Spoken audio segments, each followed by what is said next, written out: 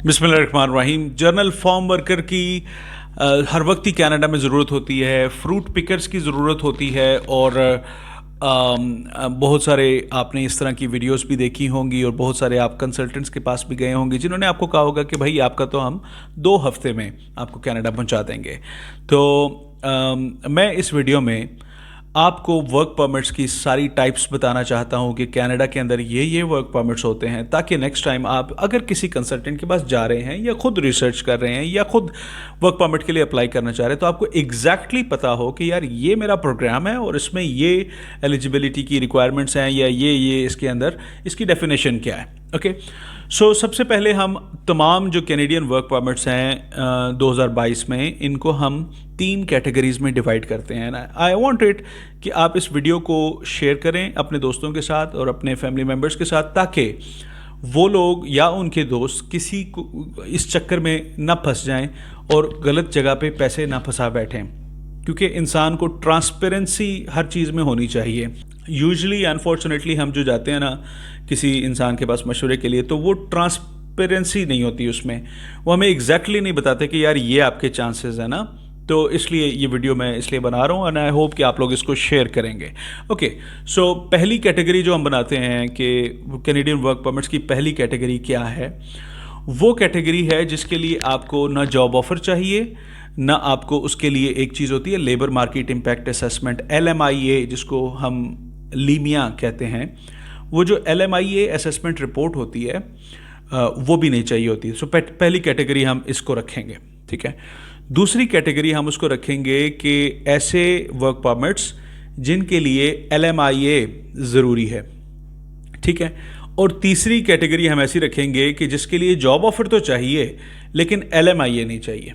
Okay, सो ये 3 categories के अंदर कौन कौन से वर्क परमिट्स आते हैं इनके बारे में हम बात करते हैं। सबसे पहले जो स्टार्ट हमने करना है वो कि हमारे पास कोई जॉब ऑफर भी नहीं है, हमारे पास कोई LMIA भी नहीं है, स्टिल हमने कनाडा में वर्क करना है वर्क परमिट के ऊपर। तो इसको दूसरे अल्फाज में कहा जाता है open work permit. Open work permit में दोस्तों वो होता है जिसमें आप कनाडा के अंदर किसी भी एम्प्लॉयर के लिए काम कर सकते हैं, आप बाउंड नहीं हैं। एम्प्लॉयर स्पेसिफिक वर्क परमिट ये नहीं है, आप किसी भी एम्प्लॉयर, एक कंपनी छोड़ के दूसरी कंपनी में, दूसरी कंपनी छोड़ के तीसरी में जा सकते हैं, ठीक है। सो ये ओपन वर्क परमिट के अंदर कौन से वर्क परमिट्स आते हैं, उसमें सबसे पहले है post graduation work permit. Post graduation work permit PGWP, ये उन लोगों के लिए होता है जिन्होंने कनाडा के अंदर स्टडी की है, 1 साल की स्टडी की है, 2 साल की स्टडी की है। उनको हो सकता है कि 1 साल का वर्क परमिट मिले, हो सकता है 2-3 साल का वर्क परमिट मिल जाए।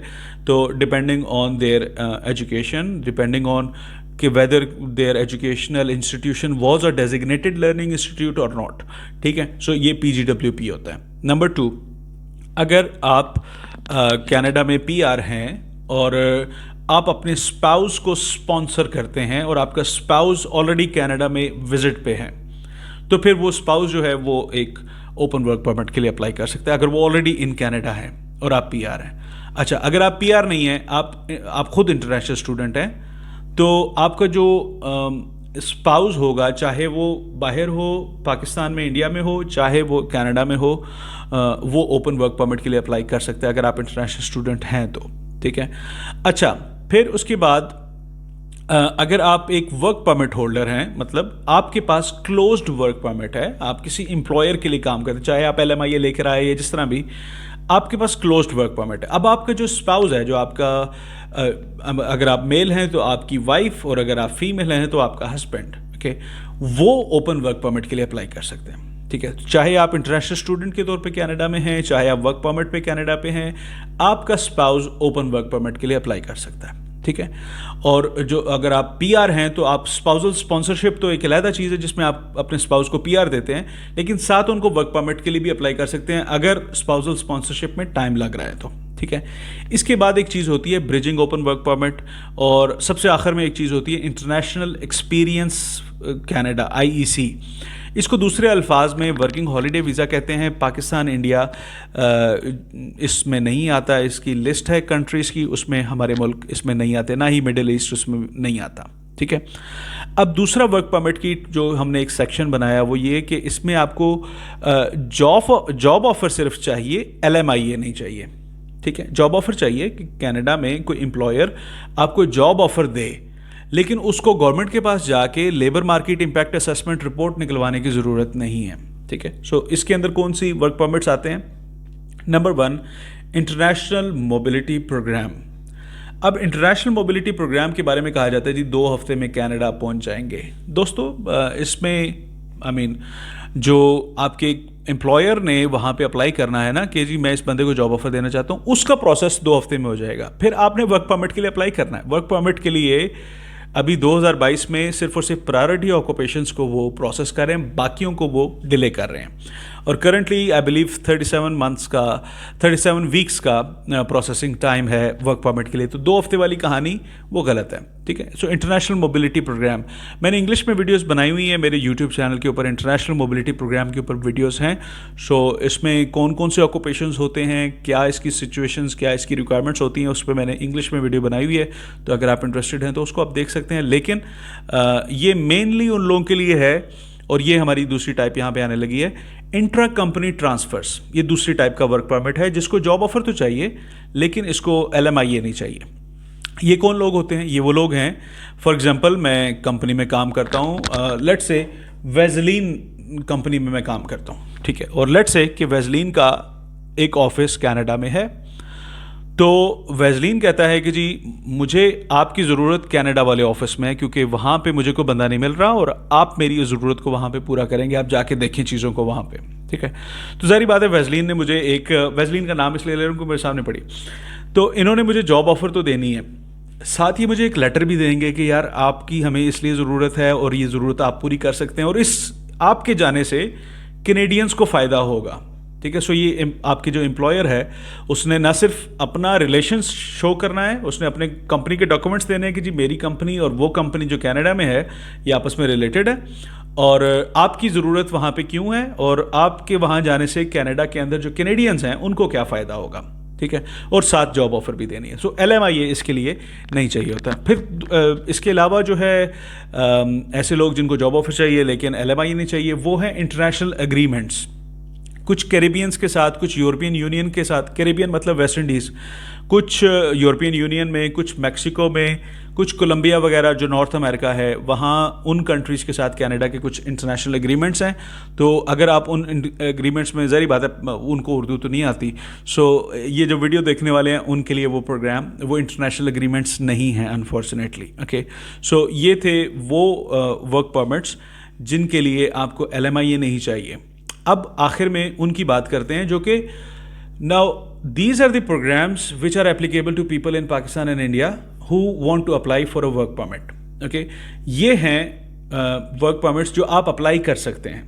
बाकी सब के लिए आपका कोई बंदा, आपका स्पाउस कनाडा में हो, स्टडी पे हो, PR हो, वर्क परमिट पे हो, अगर आपके पास इस तरह की सिचुएशन नहीं है, आपकी कंपनी का एक ऑफिस कनाडा में नहीं है, तो फिर आपको LMIA चाहिए। ठीक है, LMIA लेना थोड़ा सा मुश्किल काम होता है। ठीक है, अब ये इसमें जो एक टाइप आती है ग्लोबल टैलेंट स्ट्रीम। ठीक है, ग्लोबल टैलेंट स्ट्रीम के लिए आपके एम्प्लॉयर ने $1000 LMIA का प्रोसेस करवाने के लिए जमा करवाना है। ठीक है, $155 उसने ग्लोबल टैलेंट स्ट्रीम की फ़ीस भी, प्रोसेसिंग फ़ीस भी भरनी है।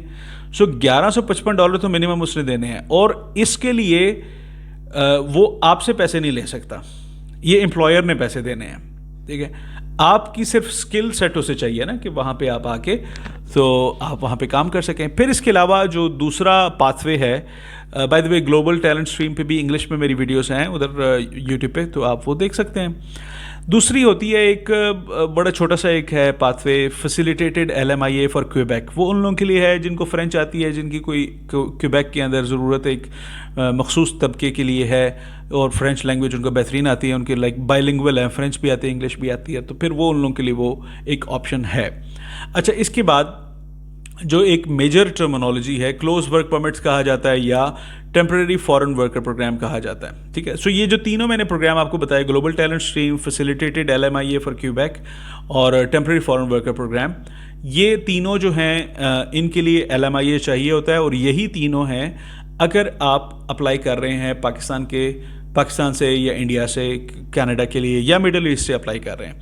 अब ग्लोबल टैलेंट स्ट्रीम में आपके एम्प्लॉयर को कोई वहाँ का एक रिप्यूटेबल इंस्टीट्यूट, जो कि जिस एक लिस्ट है उसमें कुछ इंस्टीट्यूट्स हैं, वो वाउच करेगा, वो गारंटी देगा कि ये एम्प्लॉयर गुड स्टैंडिंग में है, और फिर वो एम्प्लॉयर आपको बुला सकता है। या दूसरा ऑप्शन ये है कि आपका कोई आईटी का नॉक कोड है और आपका जो एम्प्लॉयर है उसको आपकी ज़रूरत है और वो ज़रूरत आप ही पूरी कर सकते हैं, तो ग्लोबल टैलेंट स्ट्रीम के ज़रिए आपकी प्रोसेसिंग ज़रा जल्दी हो जाती है।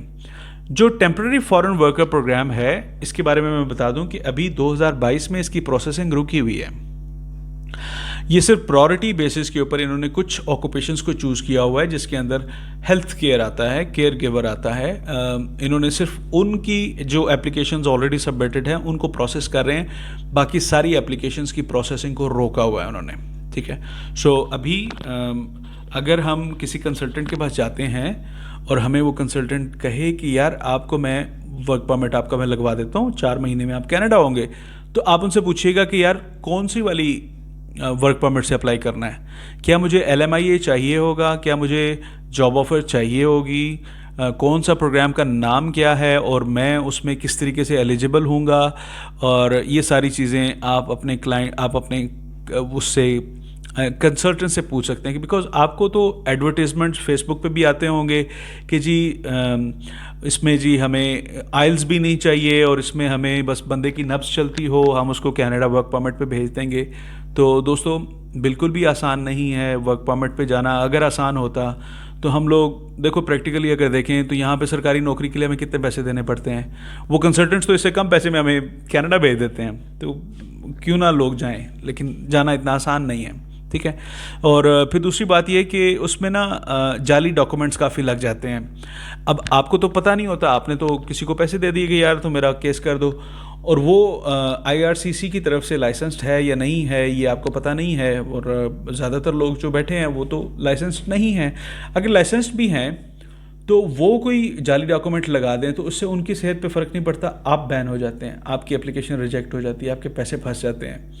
और फिर आजकल के दौर में फ़ेक जॉब ऑफ़र्स चल रही हैं, वो आपको वैसे ही कोई जॉब ऑफ़र बना के दे देंगे, वैसे ही आपको कोई डॉक्यूमेंट शो कर देंगे कि यार ये आपका देखिए जी इतना प्रोसेस हो गया, अगले पैसे जमा करवा दें, बस इतना टाइम रह गया, उतना टाइम रह गया। वो तो इस तरह ना, मैं ये चाहता था कि इस वीडियो में सिर्फ आपको मैं एजुकेट करूं। देखो मैंने किसी कंसल्टेंट का नाम नहीं लिया, मैं किसी कंसल्टेंट के ख़िलाफ़ भी नहीं हूँ, सिर्फ ये है कि मैं ये कहता हूँ कि अगर आप किसी को पैसे दे रहे हैं तो कम से कम हर चीज़ में ट्रांसपेरेंसी होनी चाहिए, शफाफियत होनी चाहिए। आपको पता हो कि यार ये मेरे चांसेस हैं, ये मेरे साथ होने लगा है, मैं इस प्रोसेस से गुजर रहा हूँ, इस तरह से गुजर रहा हूँ, ये चीज़ें मैं कर रहा हूँ, आपको पता होना चाहिए। क्योंकि प्रैक्टिकली अगर आप देखें, आप एक दफ़ा जब पैसे दे देते हैं ना, फिर आपको कुछ नहीं पता होता, वो पता लगने भी नहीं देते आपको, ठीक है। बस यही कहते हैं जी प्रोसेस हो रहा है जी, कोविड की वजह से रुका हुआ है। सो इसलिए मैं एजुकेट करना चाहता था। आई होप कि आपको ये वीडियो पसंद आई होगी। इसको अपने दोस्तों के साथ ज़रूर शेयर कीजिएगा, मेरे पेज को फॉलो करें, और मेरे जो चैनल है यूट्यूब पे उसका नाम अली इफ्तिखार है, और मेरे पेज का भी नाम अली इफ्तिखार है। सो आई होप कि आपको ये वीडियो पसंद आई होगी, और इन अल्फाज के साथ मुझे इजाज़त दीजिए, और मैं उम्मीद करता हूँ कि इंशाअल्लाह आपके लिए जो होगा वो आपके हक़ में बेहतरीन होगा।